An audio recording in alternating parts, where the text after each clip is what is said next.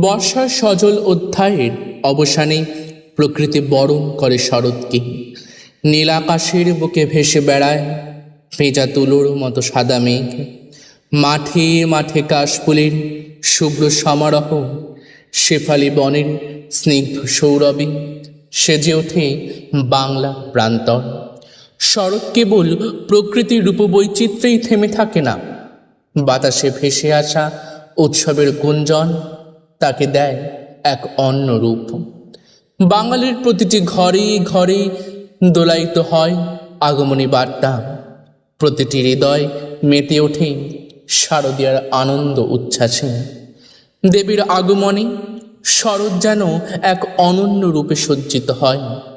বাতাসে ঢাকের আওয়াজ, উলুধ্বনি আর শঙ্খধ্বনিতে চারিদিক মুখরিত হয় এক পবিত্র আবেশে। প্রকৃতির নির্মল সৌন্দর্যে আর বাতাসের উৎসবের আগমনের বার্তায় শরৎ হয়ে ওঠে আনন্দ ও উৎসবের ঋতু।